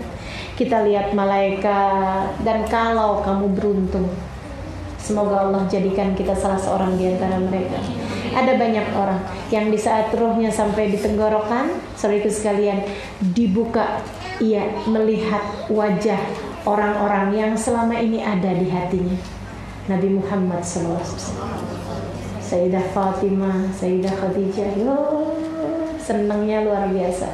Sampai ketika rohnya dicabut sampai ke atas ubun-ubun ini, subhanallah, tersungging senyum di wajahnya dengan begitu indahnya ketika melihat keindahan-keindahan yang selama ini tidak pernah mampu untuk dilihat dengan mata telanjangnya. Masya Allah. Itu roh saat keluar. Kematian namanya. Allahumma hawwin alaina fi sakaratil. Nah, teman-teman saya sekalian, yang saya mau sampaikan tadi dari hal yang lebih menyeramkan daripada sakitnya sakaratul maut adalah saatul fitnah yang juga terjadi saat-saat itu. Bersama dengan roh kita yang tercabut tadi ini, bersama dengan sakit maha dahsyatnya sakaratul maut, itu juga merupakan saatul fitnah, saat-saat yang paling menakutkan, saat-saat yang paling mengkhawatirkan, saat ujian yang paling besar. Gimana ceritanya saat ujian yang paling besar? Dua hal, teman-teman saudaraku sekalian. Yang pertama, diberi oleh Allah Subhanahu wa taala haus yang luar biasa. Coba hausnya, kata guru saya Al Habib Umar bin Hafid, minum air segalon gak hilang. Andai diminumin air segalon sekalipun gak hilang hausnya, rasa hausnya. Kenapa? Karena hausnya bukan dari air, tapi haus dari rahmatnya Allah. Itulah kenapa orang kalau meninggal dunia seringnya mulutnya terbuka, karena haus yang luar biasa tersebut. Tapi yang ini enggak buat semua orang. Kalau ada orang-orang yang terjaga di sisi Allah, yang Allah Subhanahu wa taala cintai, dia aman dari kehausan pada saat itu. Haus luar biasa. Yang kedua, teman-teman sekalian, merupakan waktu yang terakhir yang Allah Subhanahu wa taala berikan kepada setan untuk mengganggu umat manusia. Susah bener enggak tuh? Mana sakit, mana haus. Sakitnya luar biasa, hausnya luar biasa. Setan menjadikannya sebagai kesempatan terakhir mengganggu kita.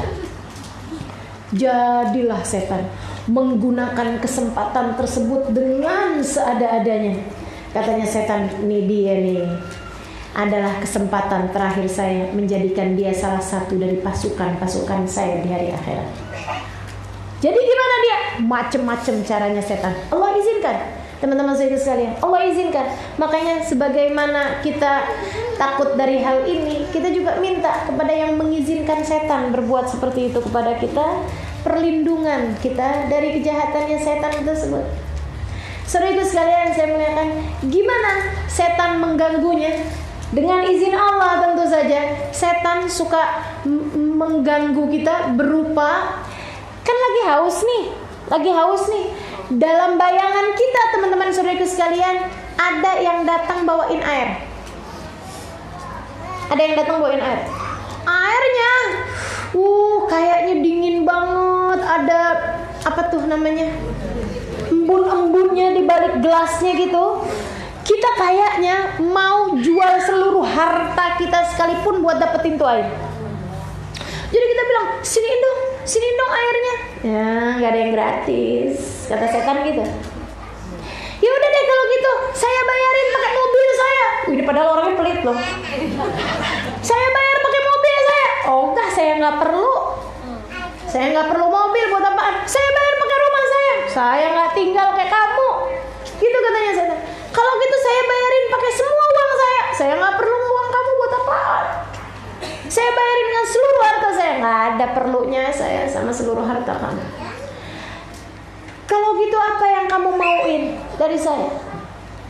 Saya perlu kamu buat sujud sama saya. Ada banyak orang-orang yang semasa hidupnya kedekatannya kepada Allah kurang, sujudnya kepada Allah kurang. Teman-teman saya sekalian, sewaktu hidup sujudnya kepada Allah kurang-kurang, dia kemudian oke deh, sujud doang. Iya, sujud sama saya sekali, udah deh kelar. baiklah kalau begitu. Tapi kan saya lagi berbaring kayak begini, saya nggak bisa sujud ya. Kamu bayangin diri kamu sujud sama saya. Cukup kamu sekedar bayangin aja. Tapi kamu kasihkan airnya, oh pasti.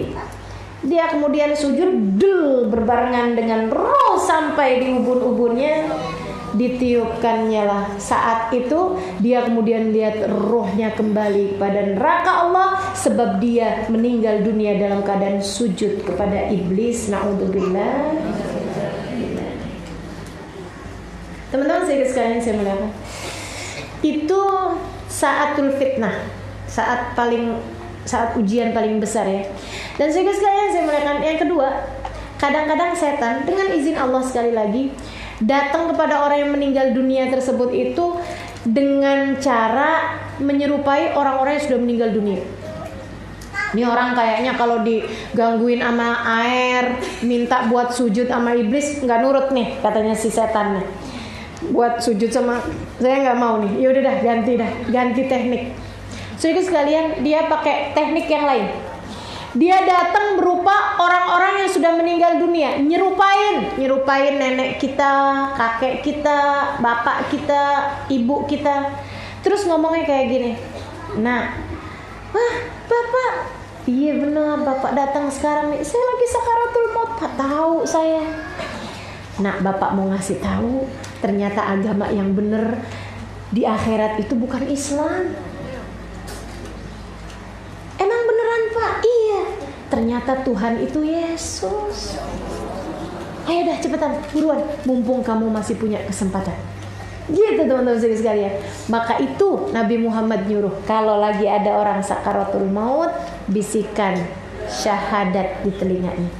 La ilaha illallah, buat ngingetin dia. Gitu ya. La ilaha illallah. Kita nggak tahu apa yang terjadi pada saat itu. Nggak usah dibilangin, Pak, tanah di sebelah buat siapa? Nggak usah. Atau diingetin gitu kan, kata suaminya, Mama izinin ya, Ma, Papa habis ini menikahnya masih fulan, Ma. Ya Allah. Nggak usah teman-teman sekalian, nggak usah kayak gitu-gitu.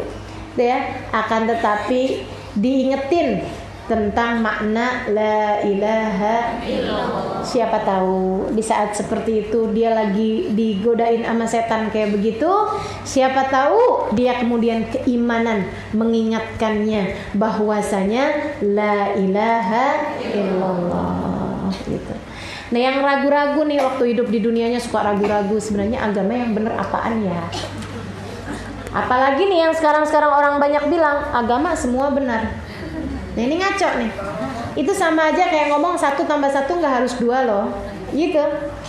Agama semua benar, ini ngaco nih. Kalau agama semua mengajarkan kebaikan secara kemanusiaan, itu benar kan begitu ya. Tapi kalau semua agama adalah benar, ini nggak ada ceritanya 1 + 1 sama dengan 2. Nggak mungkin 1 + 1 sama dengan 5, teman-teman sekalian.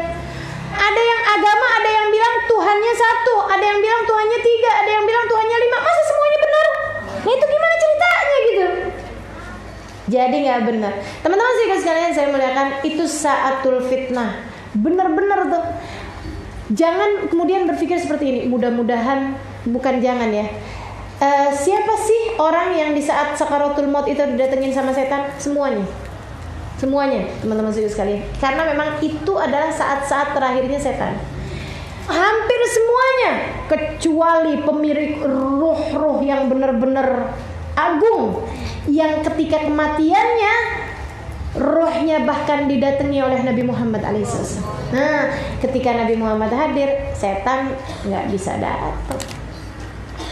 Tapi yang saat sakaratul maut didatengin sama Nabi Muhammad, yaitu dikit banget sampai malu mau minta sama Allah. Tapi kalau nggak minta takut nyesel, kan gitu. Jadi ya minta aja. Bahkan Imam Ahmad bin Hanbal, teman-teman sekalian, itu murid terbaiknya Imam Asy-Syafi'i. Waktu lagi sakaratul maut, keluarganya mentalkin, la ilaha illallah di telinganya. Imam Ahmad bin Hambal melihat ke satu sisi, terus dia bilang kayak gini, "Kalla wa bu'da." Enggak, jauh bener enggak. Keluarganya heran. Ya Allah, ditalkin sakaratul maut malah jawabnya kalla wa bu'da. Habis itu talkin lagi, "La ilaha illallah." Kalla wa bu'da. Kalla wa bu'da. La ilaha illallah. Kalla wa bu'da. Waduh, khawatir benar teman-teman saya sekalian. Sampai meninggal dunia. Khawatirnya keluarganya loh, ya Allah, ini imam besar, ulama terkemuka, murid Imam Syafi'i, bahkan pemimpin madhab Hambali. Kayak apa coba kalau meninggal dunia nggak bawa iman? Disebut la ilaha illallah, jawabannya kalla. Subhanallah. Bis meninggal dunia, beberapa waktu kemudian salah satu anaknya memimpikan beliau. Satu riwayat cerita begitu, ada yang bilang di saat sakaratul maut kan kadang-kadang ada datang sadar tuh. Nah, di saat lagi datang sadarnya, la ilaha illallah, la ilaha illallah. Oh, gira. Ya ampun, tadi dibilangin kalau bu'da. Dia bilang, saya nggak jawabin kalian, saya lagi jawabin setan. Setan datang bahkan di kematiannya Imam Ahmad bin Hambal. Apatah lagi kematian kita, teman-teman. Setan ngomong apa sama Imam Ahmad bin Hambal? Dia bilang, saya melihat setan gigit jari sambil bilang, "Futta alaina ya Ahmad." Ahmad, sekarang kamu udah lewat dari kami. Ahmad, sekarang kamu udah berhasil melewati kami. Jadi setan tuh tekniknya macem-macem. Bisa jadi kepada dirimu juga datang dengan teknik yang lain. Ya Allah, seremnya teman-teman sekalian. Kita emang mesti benar-benar minta sama Allah Subhanahu wa taala biar pada selamat di saat sakaratul maut. Itu katanya Imam Ahmad bin Hambal, setan datang sambil gigit jarinya seraya mengatakan, "Kamu udah selamat dari kami wahai Ahmad. Sekarang kamu udah selamat dari kami." Katanya Imam Ahmad bin Hambal, saya jawabin dia, "Kalla wa bu'da." Belum dulu. Tunggu, belum sekarang. Tidak, jauh banget, belum sekarang. Masih lagi, nanti kalau udah roh saya keluar dengan keseluruhan, baru saya selamat dari kamu wahai setan. Itu setan ketika bilang sama Imam Ahmad bin Hambal, bukan bilangnya ternyata agama yang benar ini, bukan bawa air, karena tahu Imam Ahmad bin Hambal bakalan lewat itu semuanya. Setan cuma pengen masukin satu dosa berupa kesombongan dalam diri Imam Ahmad bin Hambal. Kita kalau dibilangin kamu udah selamat, ya alhamdulillah. Nggak usah nunggu sakaratul maut, sekarang aja. Asal ngelihat orang pakai baju buka-bukaan, kita bilang astagfirullah, nggak selamat ya, alhamdulillah kita sudah diselamatkan oleh Allah. Yakin bener gitu, kita nggak tahu dia mungkin punya amal ibadah apa, dan kita semuanya juga punya dosa-dosa yang belum tentu diampuni sama Allah Subhanahu wa taala. Lantas bagaimana mungkin kamu bisa punya segitu besarnya keyakinan bahwasanya mereka nggak akan selamat dan kita bakalan selamat, teman-teman sekalian. Semua urusan tergantung di saat sakaratul maut. Tergantung di saat sakaratul. Mudah-mudahan selamat semuanya insyaallah. Ya Rabbal Alamin. Ini ya, sedikit sekalian saya muliakan. Nah, di saat sakaratul maut tadi nih diperlukan untuk talqinus syahadah, biar dia meninggal dunia dengan berbekal syahadat, berbekal kalimat la ilaha illallah. Ustazah katanya ada yang bilang takutnya kalimat la ilaha illallah kepanjangan jadi Allah doang. Nah, itu juga boleh aja. Tapi nggak jadi masalah. Sebenarnya seharusnya memang kalimat la ilaha illallah yang Nabi Muhammad bilang, la ilaha illallah laqinu biha mautakum. Kalimat la ilaha illallah talkinkanlah itu untuk orang-orang yang sedang sakaratul maut di antara kalian. Kalau misalnya mau Allah doang, itu juga bagus ya. Tapi memang lebih bagusnya adalah kalimat la ilaha illallah sampai dia ngucapin. Nah nih, buat kita yang hidup nih ya, sampai dia ngucapin. Kalau di saat sakaratul maut tersebut itu dia udah ngucapin la ilaha illallah, dah diem. Mau dibilang, tentu aja orang lagi sakaratul maut nggak akan setegas itu ngomongnya ya. Misalnya udah yang la ilaha illallah, udah tuh, nggak usah diajak ngobrol yang lain, nggak usah ditalkin lagi, biar itu jadi kalimat terakhirnya dia.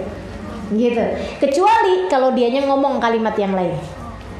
Adek mana adek, misalnya gitu ya, nyariin anak yang paling kecil atau apa gitu, atau nyebut apa, keingetan apa, tuh talkin lagi sampai dia menyebut kalimat la ilaha illallah. Sebab Nabi Muhammad mengatakan, man mata wa qala la ilaha illallah dakhalal jannah. Siapa yang meninggal dunia sedangkan dia berucap kalimat la ilaha illallah, dia akan masuk ke dalam surga. Ustazah, kalau orang meninggal dunianya enggak nyebut kalimat la ilaha illallah, apakah pasti suul khotimah? Belum tentu.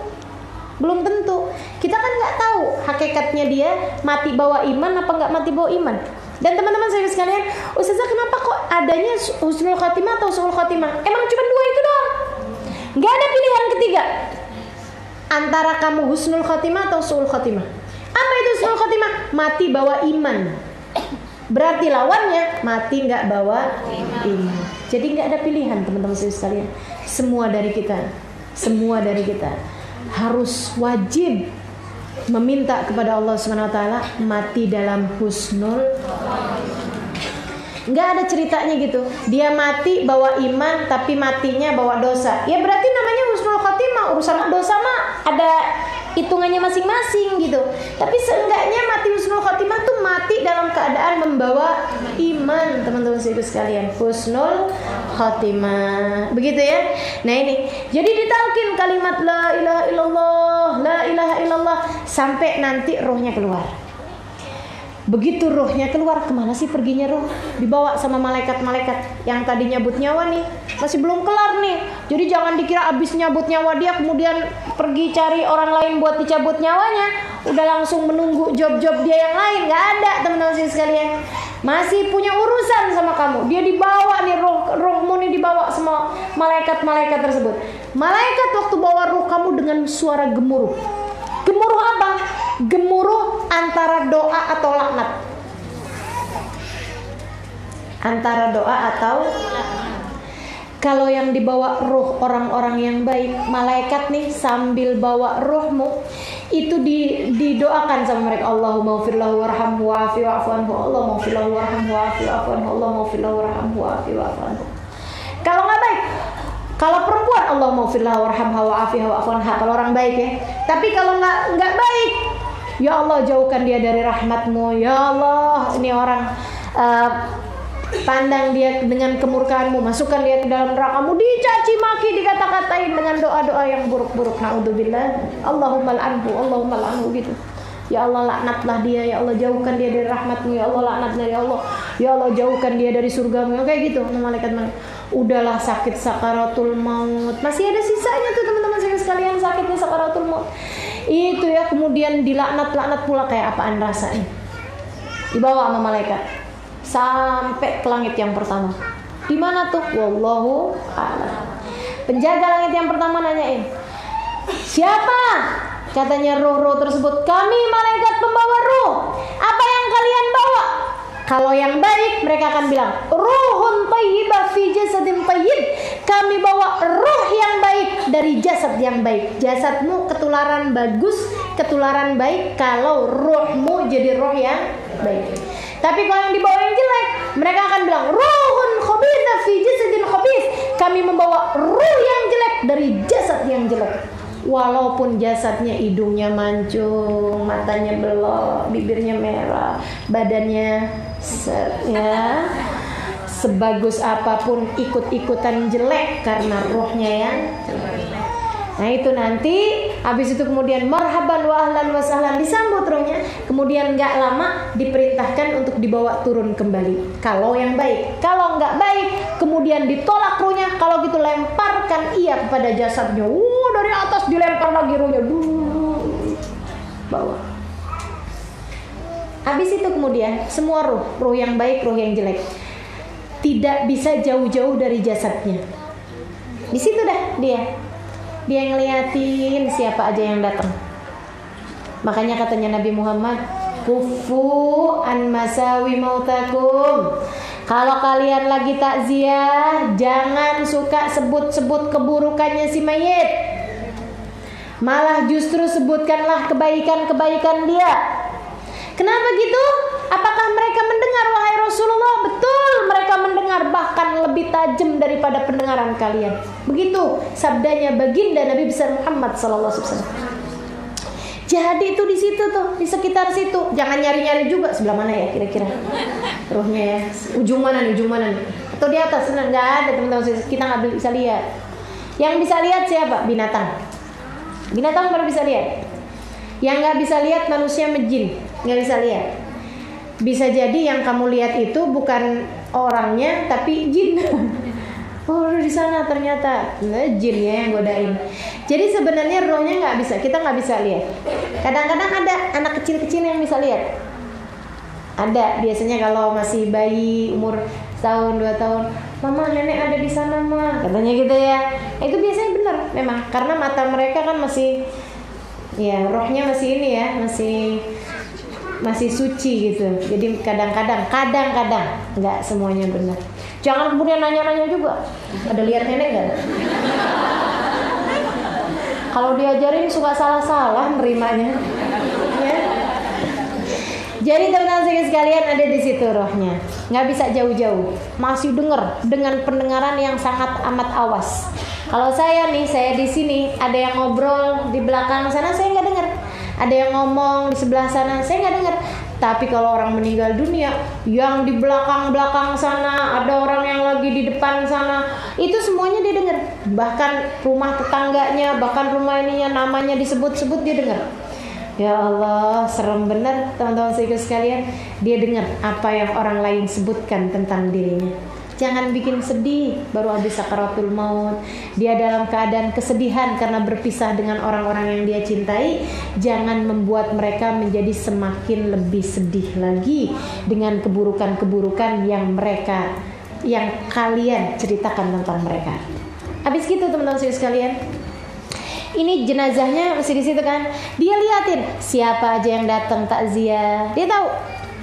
Sampai kemudian jenazahnya dimandikan, dia ada di situ, deket-deket. Dia lihat gimana orang memperlakukan jenazahnya. Makanya hati-hati teman-teman sekalian. Orang kalau mandiin jenazah, jangan ada yang disebut-sebut dari keburukan-keburukannya, orangnya dengar. Bahkan ini Habib Umar pernah cerita ya, ada orang sewaktu hidupnya di dunia, salah satu dari orang yang masya Allah menjaga terhadap sunnah-sunnah, termasuk nyela-nyelahin jenggot.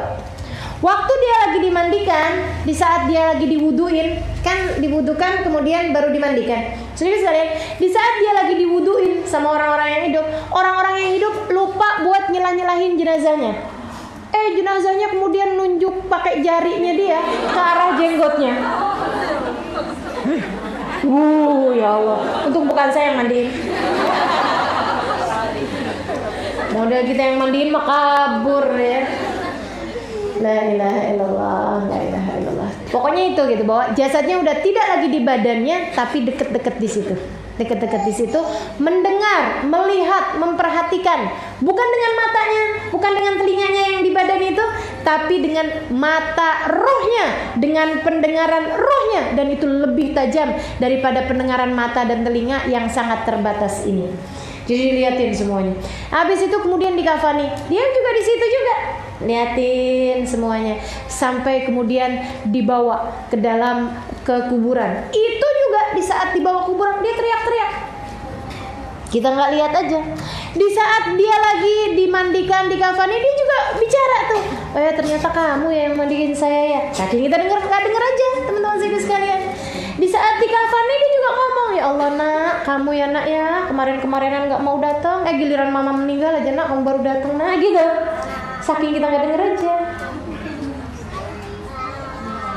Yang hidup nggak dengar. Kita pun juga di saat jenazah kita kayak begitu tuh, kita lihat anak kita, saudara kita, orang memperlakukan jenazah kita liatin. Tapi kita ngomong juga mereka nggak dengar. Saudara sekalian saya muliakan, sampai di saat jenazah kita dibawa untuk disolati. Saudara sekalian yang saya muliakan, kabarnya kita berteriak-teriak pada saat tersebut. Teriakannya ada 2 macam. Ada yang ketakutan mau masuk kuburan. Dia pun kemudian bilang, kalian mau bawa saya kemana? Balikin, saya nggak mau pergi. Itu anak saya, itu suami saya, ini rumah saya. Kalian mau bawa pergi saya kemana? Jangan dulu.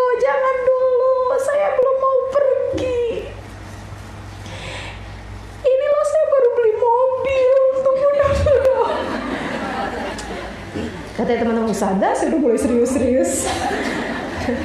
Tapi beneran teman-teman sekalian, kembalikan kepada saya punya baju yang bagus, saya punya ini, saya punya itu, tungguin, saya masih kepengen. Anak saya ada yang belum saya kawinin, tungguin dulu, saya masih kepengen hadirin kawinannya yang undangannya sudah mulai dibagikan. Saya jangan pergi dulu. Tapi kemana jasadnya pergi, rohnya akan ikut serta juga.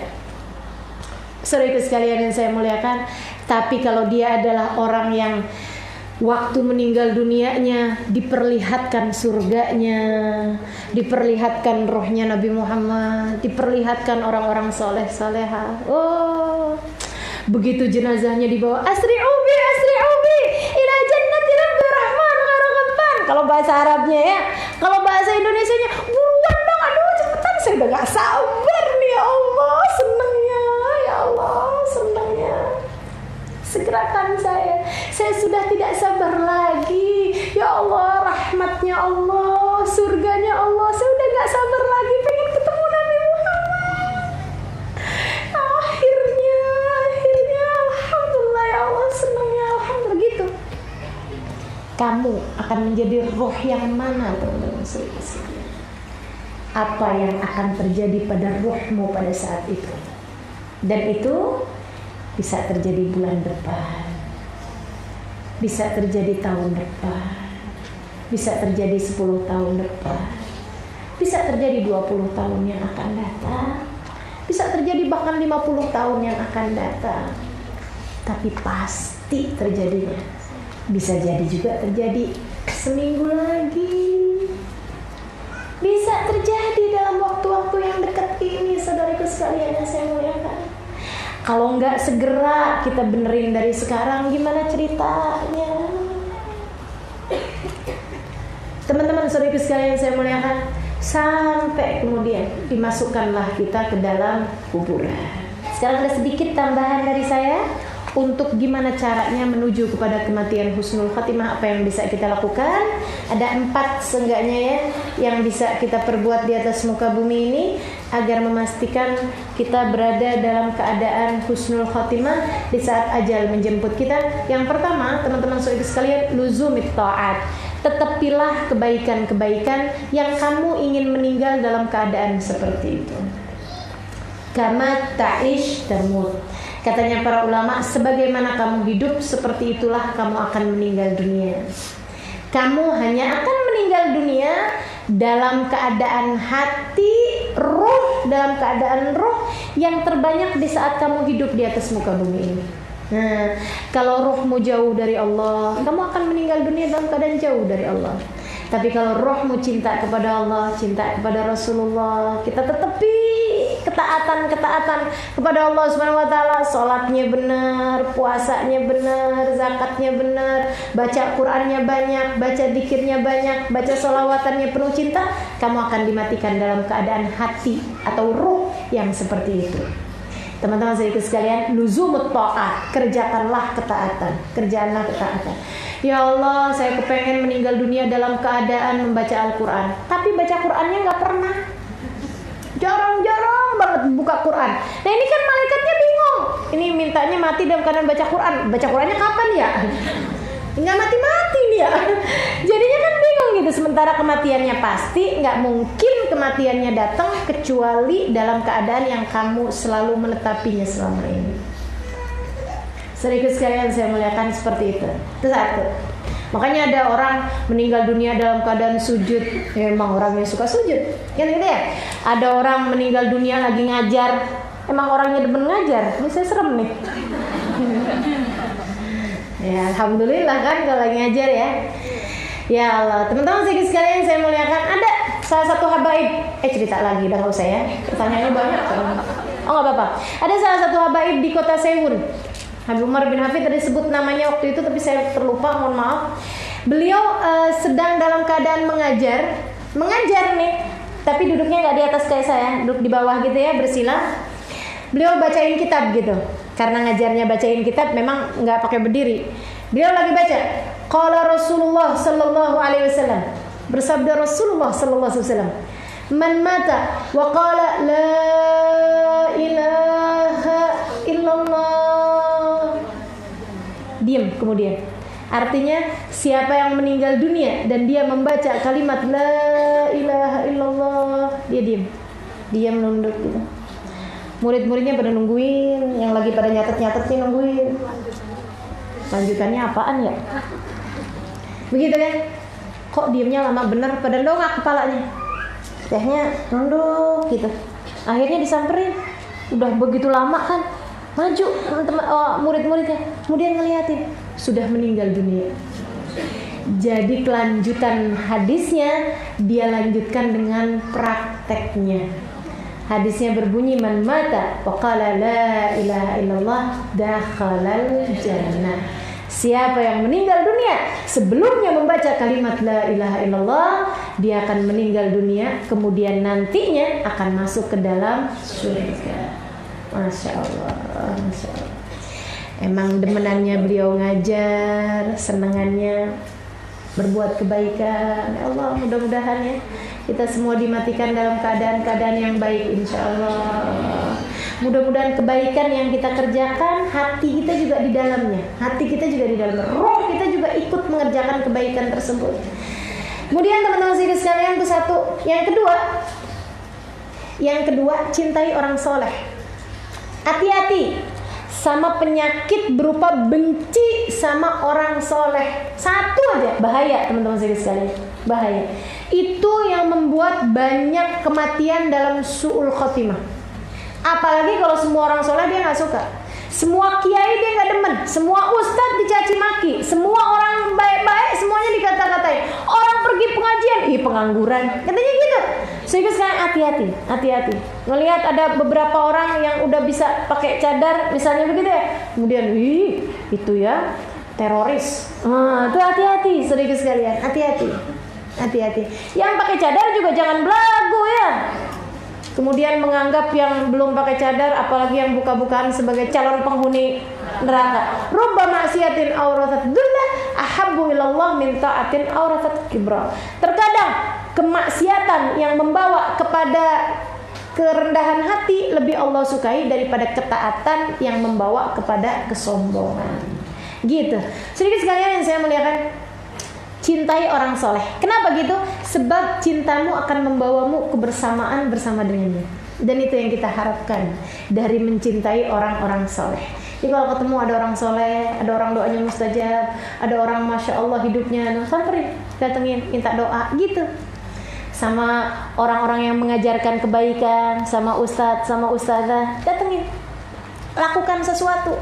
Begitu ya, untuk membuat dakwahnya menjadi semakin lebih lancar, dakwahnya menjadi semakin lebih mudah, misalnya seperti itu akan banyak menyelamatkan kita di saat sakaratul maut. Sebab apalagi kalau dia adalah orang-orang para kekasih Allah SWT, mereka adalah orang-orang yang dermawan. Mereka punya syafaat, teman-teman sekalian. Al ulama yusyar ke anbiya. Kata Nabi Muhammad SAW, para ulama dibangkitkan di hari akhirat nanti seperti para nabi. Para nabi memiliki pengikut, memiliki syafaat kepada para pengikut-pengikutnya, dan itu yang akan bisa menyelamatkan kita. Maka yang sedikit sekalian, saya cinta kepada para ulama-ulama. Saya berkhidmah kepada para ulama-ulama, terutama guru-guru saya, Al-Habib Umar bin Hafid, Al-Habib Zain bin Smith, para habaib-habaib kita ya. Mudah-mudahan yang tersisa Allah panjangkan umurnya. Dan yang sudah meninggal dunia, mudah-mudahan pastinya Allah bahagiakan mereka dalam alam kuburnya, dan kita tidak dihalangkan dari keberkahan mereka semua.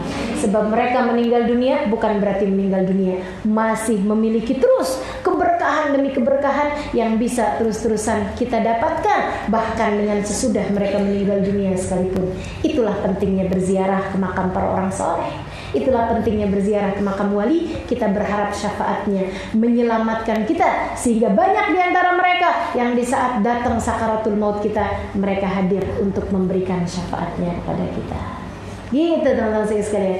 Kemudian yang ketiga yang perlu kita lakukan untuk mendapatkan husnul khotimah, kematian yang baik buat kita ini, yang ketiganya adalah berdoa. Dan kita semua tahu doanya. Salah satu yang mudah, ya Allah biha, ya Allah biha, ya Allah bihusnil khatimah, ya Allah biha, ya Allah biha, ya Allah bihusnil khatimah. sering-sering kayak begitu. Yang Allah sebutkan dalam Al-Quran, Rabbana la tuzigh qulubana ba'da idh hadaitana wa hab lana min ladunka rahmatan innaka antal wahhab. Ya Allah, jangan pernah Kau cabut hidayah iman yang telah Kau anugerahkan dalam hati kami. Karuniakan kepada kami rahmat-Mu senantiasa, sesungguhnya Engkau adalah Zat yang Maha Pemberi. Atau doa yang Allah sebutkan juga dalam Al-Quran, tawaffani muslimah wa alhiqni bis-shalihin. Matikan aku ya Allah dalam keadaan membawa iman Islam, kumpulkan aku ya Allah bersama dengan orang-orang saleh. Atau doa yang diajarkan baginda kita Nabi besar Muhammad SAW, yang bahkan Nabi Muhammad diriwayatkan doa paling banyak yang beliau lakukan di saat sujudnya. Apa itu? Ya muqallibal qulub, tsabbit qalbi ala dinik. Wahai Zat yang membolak-balikkan hati, tetapkan hati kami selalu berada dalam keimanan kepadamu. Hal terakhir yang keempat, teman-teman saudara sekalian, saya mengatakan, jika engkau ingin dalam keadaan meninggalnya husnul khotimah, titipkanlah imanmu kepada Allah. Ya, titipin iman sama Allah. Tiap pagi tuh baca awal surat Al-Baqarah. Alif Lam Mim, dzalikal kitabul la raiba fihi hudal lil muttaqin alladzina yu'minuna bil ghaibi wa yuqimuna as-salata wa mimma razaqnahum yunfiqun walladzina yu'minuna bima unzila ilaika wa unzila min qablik wa bil akhirati hum yuqinun. Habis itu wa ilahukum ilahu wahid la ilaha illa huwar rahmanur rahim. Terus baca ayat kursi. Allahu la ilaha illa huwal hayyul qayyum la ta'khudhuhu sinatun wa la nawm lahu ma fis samawati wa ma fil ardi man dhal ladzi yashfa'u 'indahu illa bi idhnihi ya'lamu ma bayna aydihim wa ma khalfahum wa la yuhituna bi shay'in min 'ilmihi illa bima sha'a wa wasi'a kursiyyuhu samawati wal ardi wa la ya'uduhu hifdhuhuma wa huwal 'aliyyul 'azim. Akhir surat Al-Baqarah. Amana ar-rasulu bima unzila ilayhi min rabbihi wal mu'minun kullun amana billahi wa malaikatihi wa kutubihi wa rusulihi la nufarriqu baina ahadin min rusulihi wa qalu sami'na wa ata'na ghufranaka rabbana wa ilaikal masir.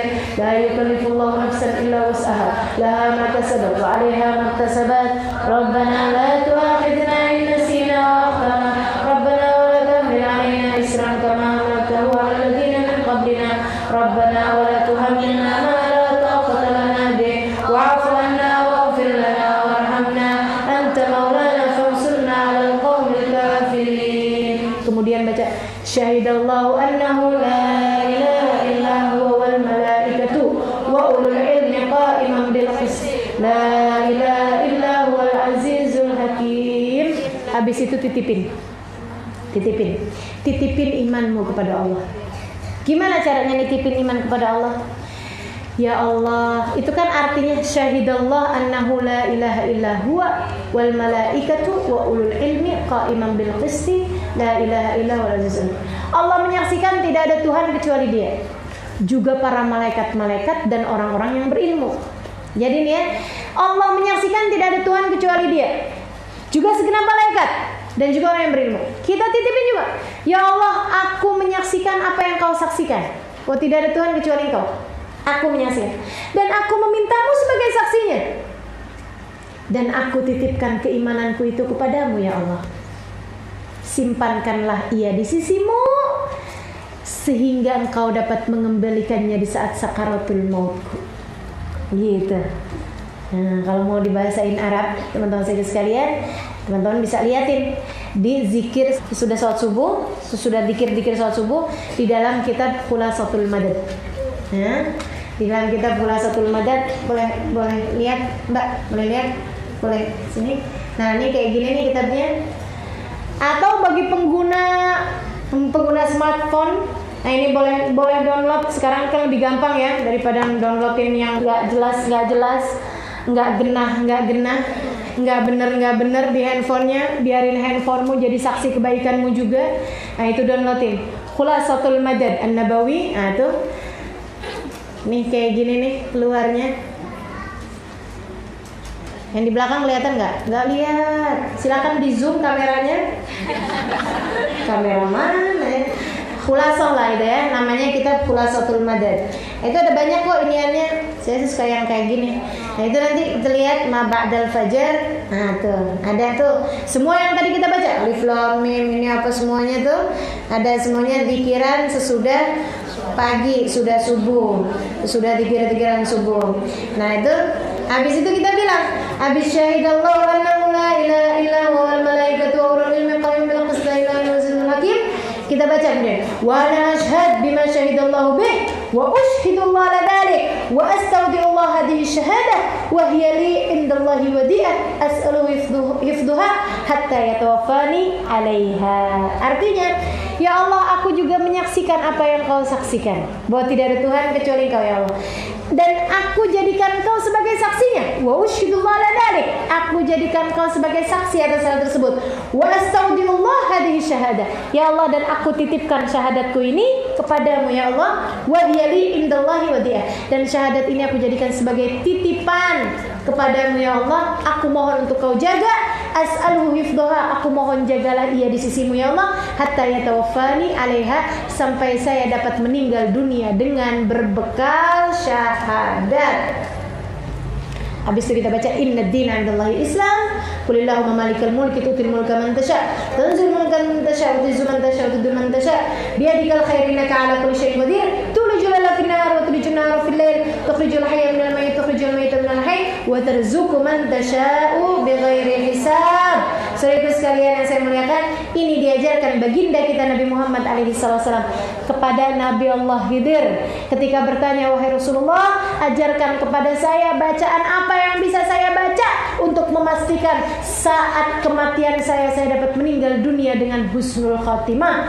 Nabi kemudian mengajarkan ini kepada Nabi Allah Khidir, diiringi dengan sesudahnya Nabi Khidir mengatakan, wahai Rasulullah, saya sudah bertanya kepada 70-an Nabi, gak ada yang bisa jawab. Mereka semuanya bilang, ya udah minta aja sama Allah, gitu aja. Gak ada yang bisa mengajarkan saya bacaan-bacaan untuk menitipkan keimanan kepada Allah seperti yang telah engkau ajarkan. Dan insyaallah mudah-mudahan kita bisa amalkan ini sehingga kematian kita datang dalam husnul khatimah.